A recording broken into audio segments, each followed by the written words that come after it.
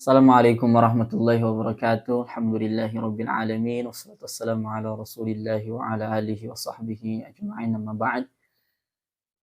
Kita kembali lagi pada kesempatan yang berbahagia ini. Kali ini kita akan membahas tentang keutamaan bulan Dzulhijjah.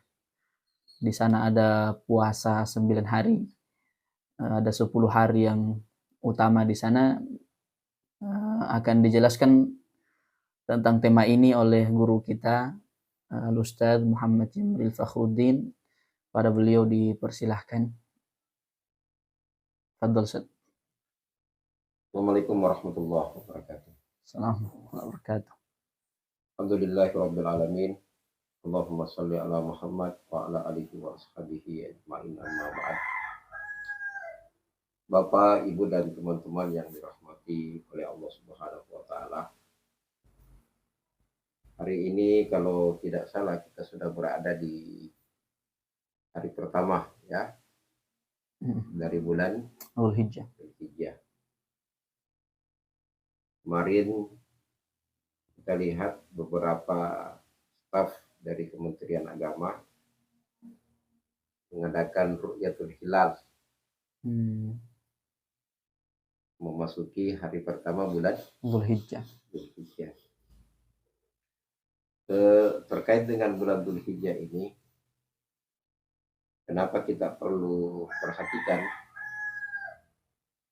Ibnu Taimiyah rahimahullahu ditanya, di manakah yang lebih afdal? 10 hari terakhir bulan Ramadan atau 10 hari pertama bulan Dzulhijjah? Iya. Saking utamanya Dzulhijjah. Sampai dibandingkan begitu. Sampai dibandingkan dengan Ramadan. Beliau berkata, kalau malamnya itu lebih utama 10 hari terakhir bulan Ramadan. Tapi kalau siangnya itu lebih utama 10 hari pertama di bulan Dzulhijjah. Ini menunjukkan keutamaan dari 10 hari pertama bulan Dzulhijjah. Bahkan dalam buku yang kita akan baca ini, keutamaan 10 Dzulhijjah itu didapatkan juga dari Al-Quran. Yang pertama, dalam Al-Quran itu disebutkan A'udzubillahi minasyaitonirrajim. Bismillahirrahmanirrahim. Wal fajri walayalin ashrin. Demi waktu fajar dan 10 malam. 10 malam. Atau malam yang 10 ya. Qala Ibnu Abbas berkata bahwa yang dimaksud dengan walayalin ashrin di situ adalah Asyara Dzulhijjah. Itu 10 hari pertama Dzulhijjah. dari bulan Dzulhijjah. Ulama kita mengatakan bahwa kalau di dalam Al-Quran itu ada ayat yang diawali dengan qasam, itu menunjukkan bahwa sesuatu itu adalah penting, sesuatu yang sangat penting. Wal fajri walayalin ashrin. Fajar itu memiliki urgensi yang luar biasa di dalam waktu hidup. Ya, kita lihat orang yang melakukan sholat 2 rakaat sebelum fajar itu khairun minad dunya wa ma fiha. Kemudian waktu fajar itu disaksikan oleh malaikat. Nah, Nabi juga bersabda, barik ummati ibu kuriha, berkati umatku itu yang berpagi-pagi. Nah, termasuk dengan walayalin ashrin, 10 terakhir 10 pertama hari pertama bulan Dzulhijjah. 10 malam pertama di bulan Dzulhijjah itu kata Ibnu Abbas yang dimaksud adalah 10 hari pertama di bulan Dzulhijjah. Itu yang pertama. Kemudian yang kedua, di dalam Al-Quran juga dikisahkan kisahnya Nabi Musa terkait dengan puasa 40 hari. Ada kisah puasa 40 hari dalam Al-Quran? Wa wa'adna Musa arba'ina salasina lailatan. Ya.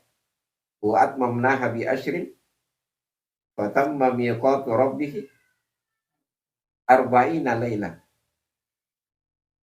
Sejarahnya itu adalah ketika Nabi Musa diperintahkan oleh Allah untuk berangkat ke bukit itu menerima kitab Taurat 30 hari. Ya, beliau diperintahkan untuk mensucikan dulu dirinya.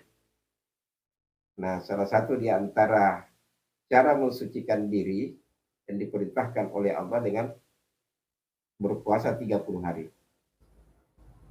Nah, kenapa ada 40? Disuruh tambah 10. Di dalam riwayat disebutkan bahwa Nabi Musa merasa bahwa mulutnya itu berbau. Dia ambil siwak. Diwahyukan kepadanya oleh Allah bahwa la khalufu famis shaim. Apa selanjutnya? Atyabu indallah min rihil miski. Bau mulut orang yang berpuasa itu lebih harum di sisi Allah daripada minyak misik. Minyak mis. Maka dia tambahkan lagi 10 puasanya. Jadilah 40. 30 pertama dilakukan di bulan Dzulqa'dah. 10 yang terakhir itu dilakukan di awal bulan Dzulhijjah. Jadilah 40. Berarti Nabi Musa juga mencukupkan 40 itu 40 hari di bulan Dzulhijjah awal. Di bulan Dzulhijjah awal. Ya, itu yang kita dapatkan di dalam buku. Kalau pun ada pertentangan, ini yang dijadikan salah satu dalil oleh ulama kita yang berasal dari Quran, pentingnya memperhatikan Dzulhijjah. Awal bulan Dzulhijjah. Nah, kemudian yang ketiga, dalam Quran itu al-hajju ashhurun ma'lumat. Haji itu waktunya, bulannya sudah ditentukan. Puncaknya itu di bulan mana? Dzulhijjah. Diawali di bulan Ashhurul Ma'lumat, bulan Syawal, bulan Dzulqa'dah, Dzulhijjah. Nah, sehingga puncak dari Ashhurul Ma'lumat itu adalah di bulan Dzulhijjah. Awal. Nah, kemudian selanjutnya lagi adalah ayat yang turun menyempurnakan agama Islam ini itu turunnya di bulan Dzulhijjah. Ayat terakhir turun surah apa itu? Al-Maidah. Surah Al-Maidah ketika Nabi berada di Arafah. Al-yawma akmaltu lakum dinakum. Nah, oleh ulama kita mengatakan ini dalil di dalam Al-Quran yang menunjukkan atau mengisyaratkan keutamaan Dzulhijjah. 10 hari pertama di bulan Dzulhijjah. Adapun terkait dengan dari hadis itu jelas sekali dan itu ada banyak sekali turunnya ya dari Nabi Shallallahu Alaihi Wasallam terkait dengan keutamaan bulan Dzulhijjah. Awal bulan Dzulhijjah. Ya, bahkan kata Nabi Shallallahu Alaihi Wasallam apa?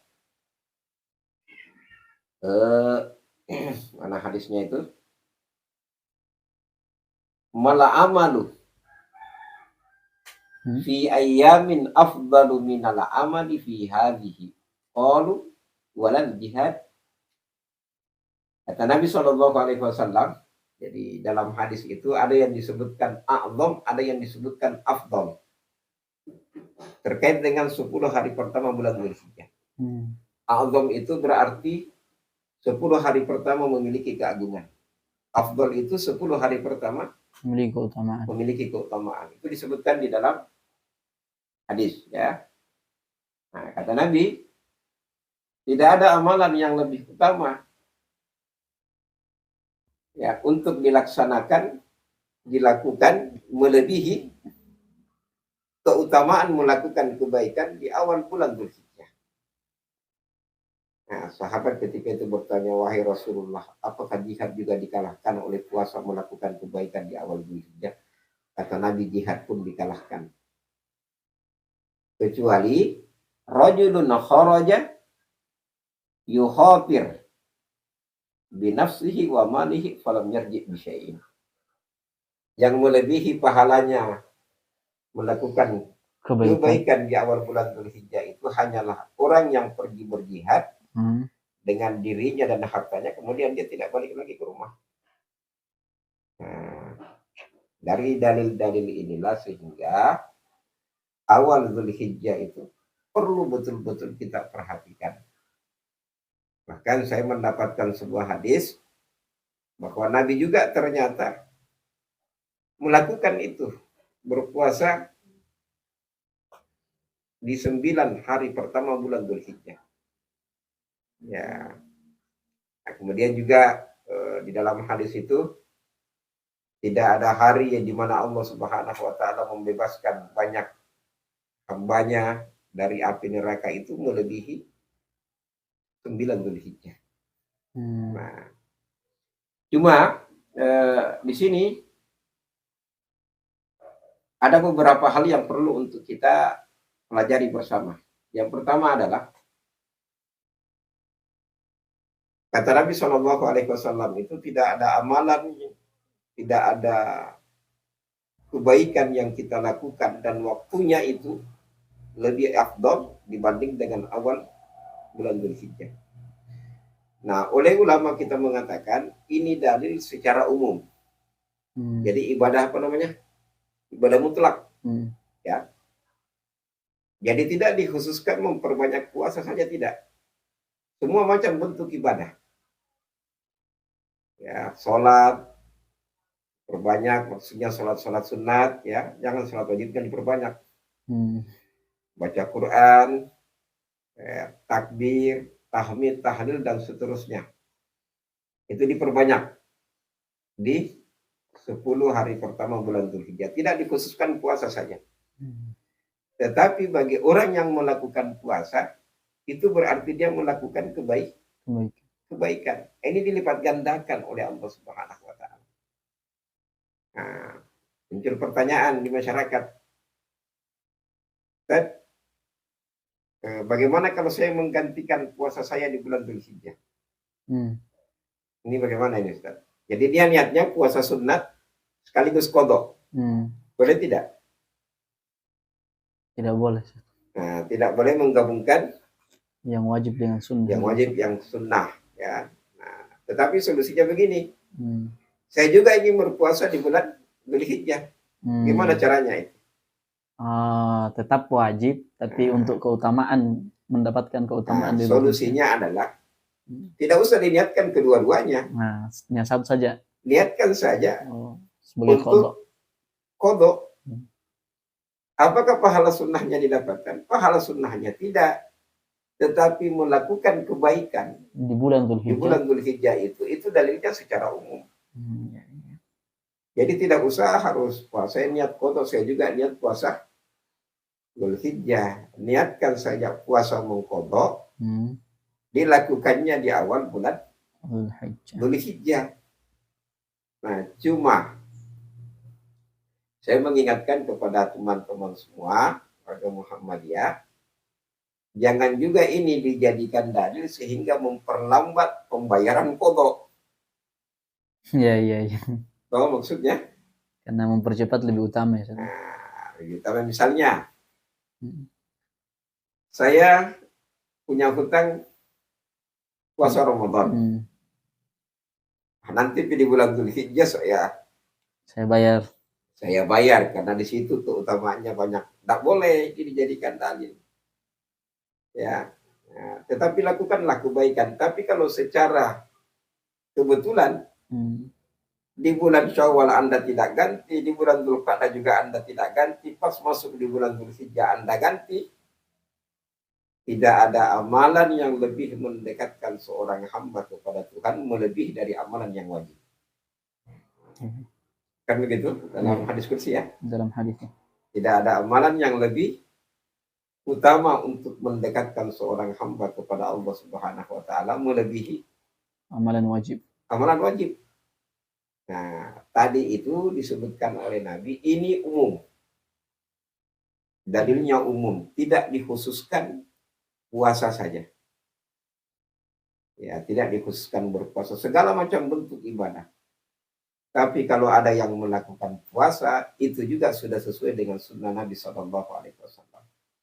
Bahkan oleh ulama kita mengatakan, itu hukumnya adalah istihbab. Istihbab tapi syadid. Apa itu istihbab tapi syadid? Sangat dianjurkan. Sangat dianjurkan. Ya. Nah, jadi teman-teman semua, silahkan berpuasa. Nah, sekarang bagaimana kalau misalnya saya baru tahu di tanggal 3 Dzulhijjah. Baru saya tahu bahwa ada juga puasa ternyata disyariatkan. Boleh tidak? Ini kan kita baru podcast. Iya. Tanggal 3 baru dengarkan pengajian. Oh, tahu keutamaan 10 Dzulhijjah. Baru dia mau mulai. Mau mulai puasa, bagaimana hukumnya? Boleh. Boleh. Sebagai amalan kebaikan. Mau berpuasa 9 hari, mau berpuasa 8 hari, mau berpuasa 7 hari, 2 hari, nggak ada masalah. Ya, semuanya dilipat gandakan oleh Allah Subhanahu wa taala pahalanya. Ya. Nah, oke, itu terkait dengan keutamaan-keutamaan yang disebutkan oleh Nabi kita Muhammad SAW terkait dengan Dzulhijjah. 10 hari pertama di bulan Dzulhijjah. Nah, kemudian juga teman-teman perlu juga saya sampaikan bahwa di antara amalan juga yang sifatnya ibadah, ya, bahkan ulama kita sampai mewajibkan sebahagian ya, karena al aslu fil amri lil wujub, al aslu fil nahyi tahrim. Asal dari semua bentuk perintah itu adalah wajib, asal dari larangan itu semua adalah haram. Nah, apa kata Nabi? Man arada ayyudhiyah, siapa yang ingin berkurban, maka apa kata Nabi? Falyudhi. Jangan potong kukunya. Oh. Jangan potong rambutnya. Ya. Sudah dipanjangkan. Sudah lebih tadi belum? Tapi masih bisa lanjut. Masih bisa. Kalau 12 diulang lagi kan? Ya, jadi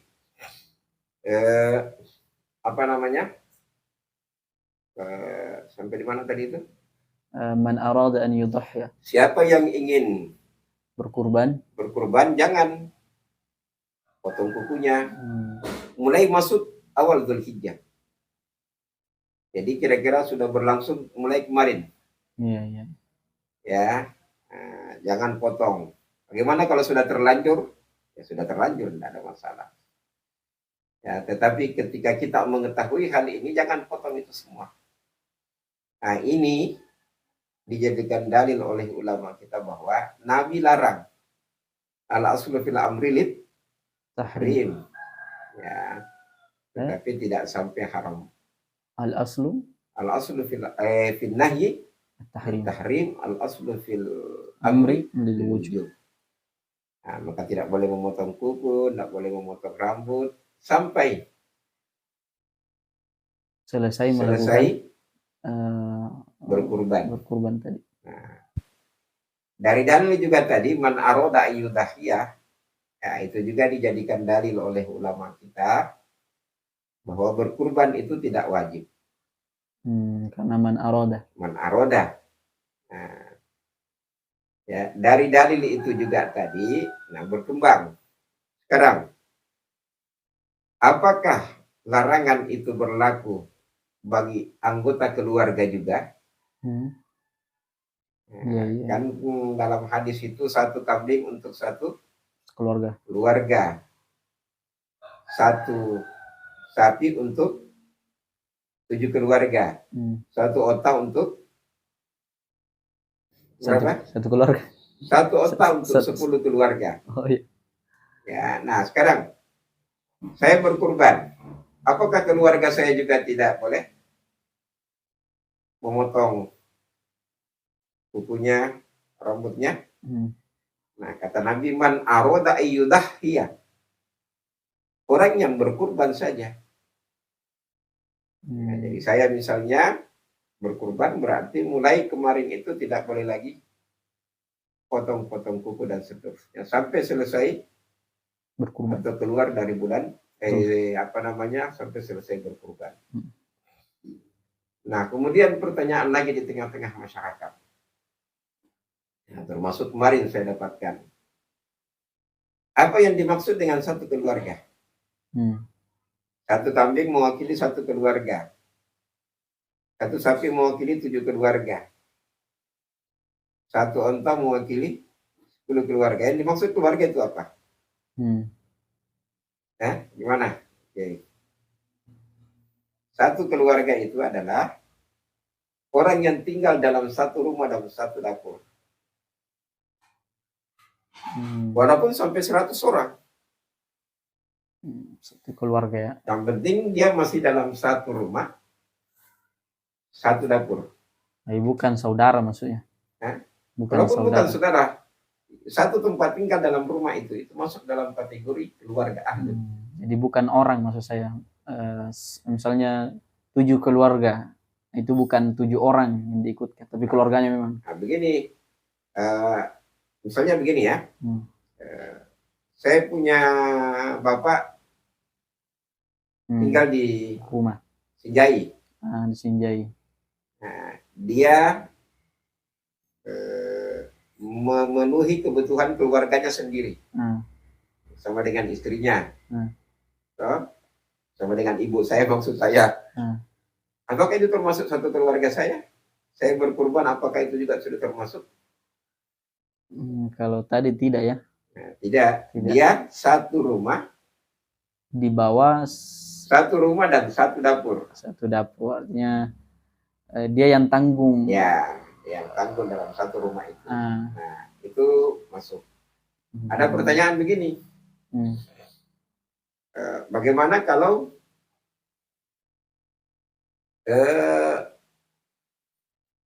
saya misalnya punya istri 3, mau punya istri 3, 4. Nah, itu kan beda-beda rumah. Ya, apakah itu juga sudah termasuk?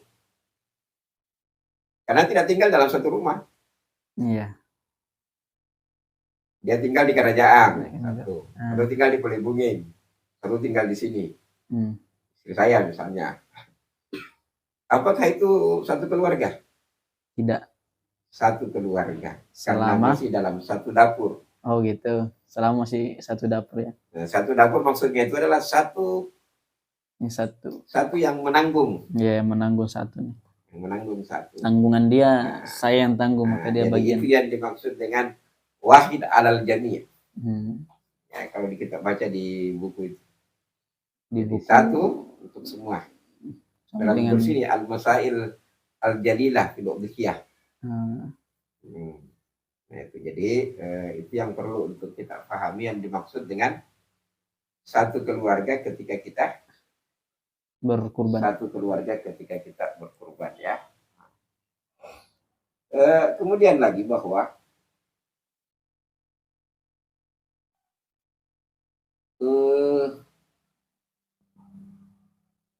terkait dengan keutamaan ya melakukan kebaikan. Jadi tadi kita sudah tahu ya keutamaan 10 Dzulhijjah. Nah, sekarang apa-apa saja kebaikan yang baik untuk kita lakukan. Nah, yang masyhur di tengah-tengah masyarakat itu adalah puasa. Nah, itu kenapa ini masyhur? Puasa. Karena orang yang berpuasa tidurnya pun dianggap ibadah. Kan begitu. Yeah. Ketika dia sudah bersahur sampai ketika dia buka, itu berarti dia melakukan kebaikan dalam semua waktu yang dia lewati. Makanya puasa yang diangkat ya. Makanya puasa yang diangkat. Ya, walaupun bukan cuma itu. Tetapi segala macam bentuk kebaikan di awal bulan Dzulhijjah itu dilipat gandakan oleh Allah Subhanahu wa taala. Maka kata ulama kita, persiapkanlah dirimu menghadapi bulan Dzulhijjah itu sebagaimana engkau persiapkan dirimu untuk memasuki bulan suci Ramadan. Begitu pentingnya ini kita melakukan ibadah, memforsir tenaga kita di awal bulan Dzulhijjah ini. Ya. Jadi perbanyak amalan saleh secara mutlak. Nah, ini disebutkan oleh ulama kita adalah perbanyak amalan saleh secara mutlak. Tidak harus berpuasa, bersedekah, baca Quran dan seterusnya. Ya. Kemudian yang lain lagi adalah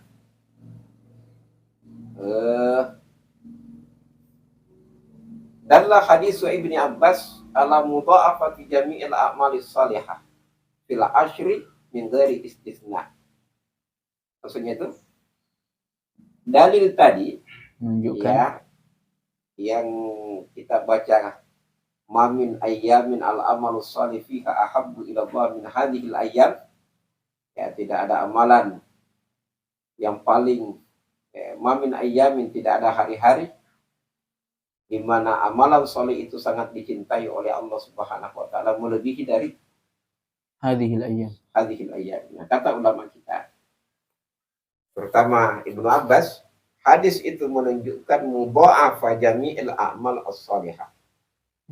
Bahwa semua macam bentuk kebaikan yang dilakukan itu dilipat gandakan oleh Allah Subhanahu wa taala sebagaimana dilipat gandakannya ketika kita sementara menjalani bulan suci Ramadan. Nah, itu satu ya. Jadi dia adalah ibadah mutlak. Yang kedua adalah memperbanyak zikir. Nah, dalilnya itu adalah wa yadhkuru smallahi fi ayyamin ma'lumat. Masuk tadi ya. Ya. Dan mereka berzikir, membesarkan, mengingat Allah pada hari-hari yang ditentukan. Al-ayyam al-ma'lumat yang dimaksud itu oleh ulama kita adalah al-ayyamul aisyr, yaitu 10 hari pertama. 8 hari pertama itu adalah puasa yang biasa. Hari ke-9 itu masuk puasa Arafah, yang kebaikannya diampuni dosa yang telah lalu dan juga akan datang. Ya, masuk 10 hari yang ke-10 yaitu masuk Idul Kurban. Tidak ada amalan yang melebihi ya derajatnya di sisi Allah pada tanggal 10 Dzulhijjah itu melebihi ketika kita berkurban. Ya. Nah, jadi kalau Nabi Musa dulu dia berpuasa mungkin syariatnya yang berbeda. Ya. Mungkin hari itu amalan yang terbaik. Ya. Adalah 10, puasa. Makanya 10 hari dia. Ya. Mungkin belum ada Idul Kurbannya barangkali. Iya. Ya. Oke. Kemudian selanjutnya amalan yang kita perlu perbanyak lagi, siyamu tis'i dzulhijjah. Ya, puasa 9 hari. Nah, sini disebutkan dalam hadis yang diriwayatkan oleh Dawud dan Nasa'i, karena Rasulullah sallallahu alaihi wasallam yasumu tis'an. Rasul itu sallallahu alaihi wasallam puasa 9 hari min Dzulhijjah. Nah, itu yang dia sangat hirsun. Nabi sangat tamak. Nah, kemudian Yaum Asyura, hari Asyura, 10 Muharram ya. Kemudian wasalasa ayyam min kulli syahr. Yaumul Bid. Ya, Yaumul Bid. Nah, ini juga Yaumul Bid sebetulnya tidak harus Yaumul Bid. Ya, karena Nabi katakan umum, salasa ayyam. Fi kulli syahr. Fi kulli syahr. Ya. Makanya memang terkait dengan Ayyamul Bid ini kan 2 hadis ya. Iya. Jika salasa ayyam kita jadikan dalil, boleh pilih hari apa saja. Kalau dikatakan Ayyamul Bid berarti pilih tanggal berapa? 13, 13, 14 dan 15. Kemudian yang Nabi hirsun juga dalam melakukannya itu adalah Isnain minasyahri wal khamis, yaitu puasa Senin Kamis. Nah, kemudian amalan yang lain juga di bulan Dzulhijjah itu adalah Somu Yaumi Arafah. Jadi kalau tidak bisa tadi 9, minimal hari Arafahnya. Hari Arafahnya jangan tinggalkan. Nah, kemudian selanjutnya lagi adalah berangkat ke lapangan pada hari Idul Adha itu lebih cepat dari biasanya. Sambil memperbanyak apa? Takbir, tahlil, tahmid. Apakah suaranya kecil dalam hati atau bagaimana? Besar. Mu'azzaman li sya'airillah. Dzalika wa man yu'azzim sya'airallah fa innaha min taqwal qulub. Nah, saya kira itu yang pertama yang perlu untuk kita bahas ya. Dalam buku ini sebetulnya banyak hal yang tanya jawab. Ya, kalau disebutkan al-masail al-jaliyah, ya masalah-masalah besar terkait dengan Idul Adha. Tapi untuk sementara ini, sekali lagi kepada semua teman-teman saya harapkan berikan perhatian yang serius 9 Dzulhijjah. Saya kira ini sebagai pengantar. Pengantar maksudnya ini kita insya Allah masih akan podcast terkait dengan Dzulhijjah ini sampai 2-3 kali pertemuan. Kita baca tadi buku. Yes. Ya, sekira demikian dari saya. Assalamualaikum warahmatullahi wabarakatuh. Waalaikumsalam warahmatullahi wabarakatuh. Baiklah teman-teman, itulah tadi pembahasan tentang keutamaan di bulan Dzulhijjah. Semoga dapat pelajaran dan kita semua juga memang dapat pelajaran yang banyak karena kita belum tahu banyak juga tentang keutamaan di bulan Dzulhijjah ini.